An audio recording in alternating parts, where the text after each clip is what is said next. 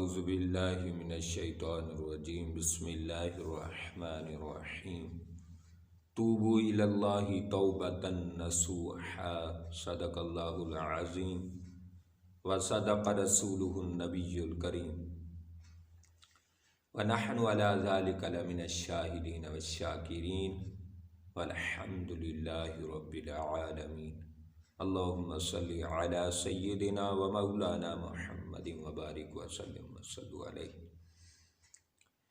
دوستان ذی وقار، توبہ کے متعلق بات کرنا چاہتا ہوں۔ حضرت عطاس سلمی رحمۃ اللہ تعالی علیہ ایک بزرگ گزرے ہیں، ہر وقت اپنے جسم کو ٹٹولتے، اپنے چہرے کو ٹٹولتے کہ گناہوں کی وجہ سے شکل نہ بگڑ گئی ہو۔ حالانکہ بڑے نیک تھے، متقی، پارسا، لیکن خوف خدا اس قدر غالب، دل خوف خدا سے لرزتا رہتا اور کانپتا رہتا اور سوچتے رہتے، ہر وقت اپنے منہ پر ہاتھ پھیرتے کہ کہیں گناہوں کی وجہ سے یہ مسخ نہ کر دیا گیا ہو۔ اللہ اکبر کبیرہ۔ اور اسی طرح ایک بزرگ فرماتے ہیں کہ بندے گناہوں کے لیے تو جگہ تو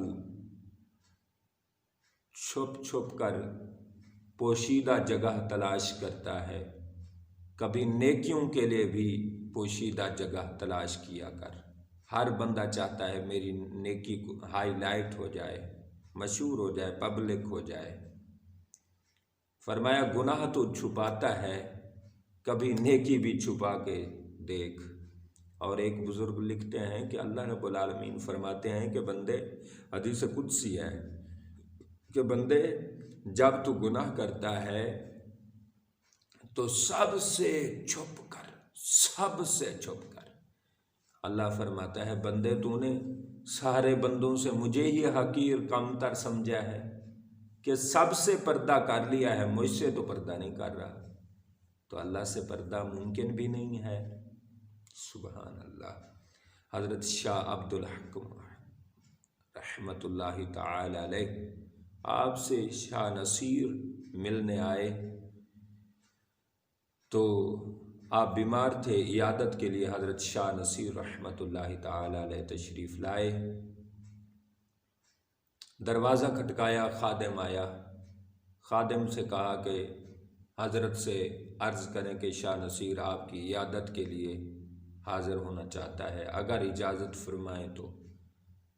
حضرت شاہ عبد الحق رحمۃ اللہ تعالی علیہ بستر مرگ پہ ہیں، ایام علالت میں ہیں، بیماری کے لمحات میں ہیں، لیکن اس وقت بھی دین رسول کا یہ جذبہ اور تبلیغ رسول کا یہ جذبہ، آپ نے فرمایا اسے کہیں آپ سما کے قائل ہیں، میں آپ سے ملاقات نہیں کر سکتا۔ تو حضرت شاہ نصیر رحمۃ اللہ علیہ کو جب نوکر نے آ کے بتایا تو حضرت شاہ نصیر نے ان کی جواب میں فرمایا کہ حضرت سے جا کر عرض کریں کہ حضرت شاہ نصیر رحمۃ اللہ علیہ عرض کرتے ہیں جناب میں نے ان سے توبہ کر لی ہے۔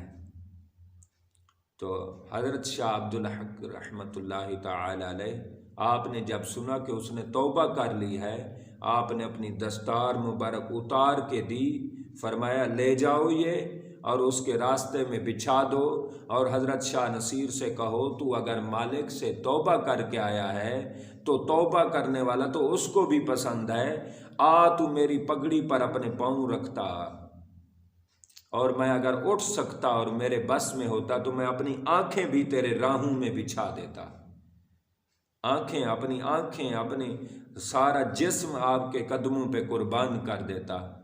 توبہ کا یہ مقام ہے بزرگوں کی نگاہ میں کہ جو توبہ کر لیتا ہے اس کے تو پاؤں کے نیچے آنکھیں بھی بچھائی جائیں تو کم ہے۔ توبہ یہ ہے حضرت، اور یہ توبہ ایسے نہیں ہوتی آپ کہیں بس توبہ ہے، نہیں، چھوٹی چھوٹی باتوں پر احتیاط کرنی ہوتی ہے، چھوٹی چھوٹی بات۔ حضرت قاضی بکار رحمت اللہ علیہ بہت بڑے اللہ کے ولی گزرے ہیں۔ والدہ نے آواز دی، بیٹا آپ آ گئے۔ جی امی جی۔ آپ نے والدہ محترمہ نے ارشاد فرمایا کہ جاؤ تندور سے روٹیاں لگوا کے لاؤ۔ اچھا امی جی میں جاتا ہوں۔ امی جی تھوڑی سی مجھے چادر دیں گے؟ تھوڑے ٹائم کے لیے چادر دیں تاکہ میں سر پہ رکھ کے جاؤں اور روٹیاں لگوا کے لاؤں، دھوپ بڑی ہے۔ والدہ محترمہ نے چادر دی۔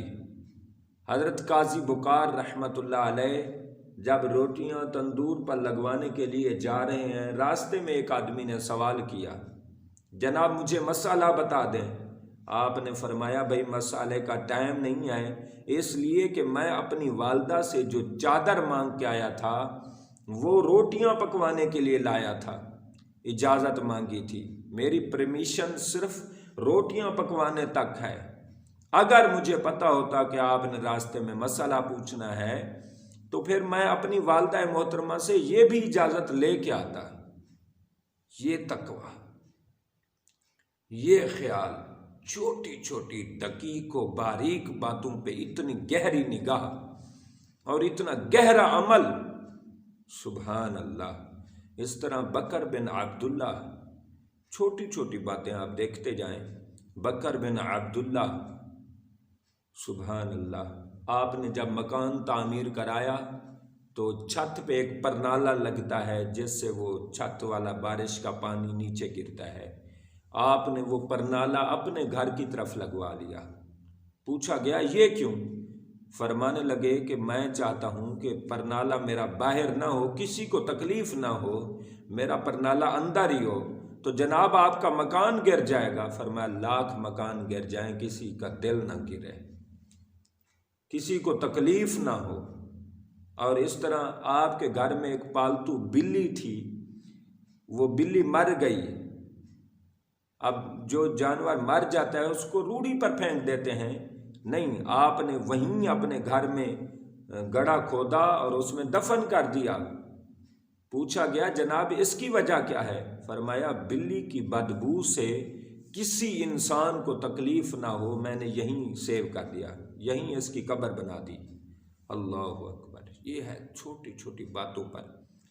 اور اسی طرح صحابہ کرام کا معمول تھا، اللہ کے ولیوں کا معمول تھا کہ جو کوئی پھیری والا آتا نا، پھیری والا چیزیں بیچنے کے لیے آتے ہیں، آج کل بھی سائیکل پہ آتے ہیں، موٹر سائیکل پہ چیزیں بیچنے والے، کوئی ٹوکریاں اٹھا کے لاتے، تو صحابہ کرام کا معمول تھا کہ اس ریڑھی والے کو کہتے، اس ٹوکری والے کو، چیز والے کو کہتے بھائی ہم نے آپ سے چیز خریدنی ہے مگر شرط یہ ہے آپ کو وہاں جانا پڑے گا، ہم وہاں جا کر لیں گے۔ تو اس ٹوکری والے نے کہا کہ وہاں جانے کا کیا مطلب ہے، یہاں لے لیں آپ نے جو چیز لینی ہے 1 منٹ کا کام ہے۔ کہتے نہیں ہم وہیں جائیں گے۔ کیوں؟ کیونکہ یہ راستے والوں کا حقوق، راستے والوں کا رائٹ نہ تباہ ہو جائے، کہیں راستے والوں کا ہم حق نہ مار دیں، ہم وہیں جائیں گے تاکہ راستے والے اپنے راستے پر چلتے رہیں، ہم اپنا کام کر لیں، ہم اپنی خرید و فروخت کر لیں۔ اتنی چھوٹی چھوٹی باتوں پر، اور یہ چھوٹی چھوٹی باتیں بڑی باتیں ہوتی ہیں۔ حضرت صالح مری رحمت اللہ علیہ آپ عوام سے خطاب فرما رہے ہیں، آپ نے فرمایا لوگو